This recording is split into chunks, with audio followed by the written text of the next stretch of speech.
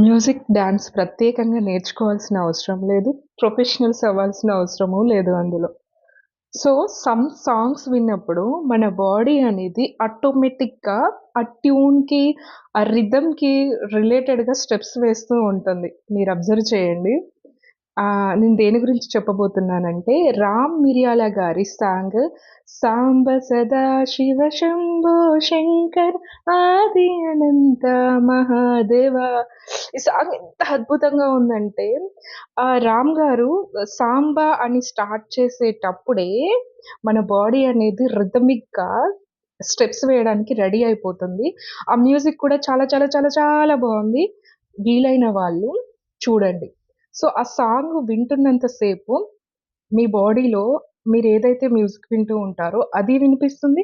And 'Shambho' అనే ఒక voice అనేది వినిపిస్తూ ఉంటుంది. సో, 'సాంబ సదాశివ' రామ్ మిరియాల గారి సాంగ్. ఖచ్చితంగా వినండి. చాలా బావుంది.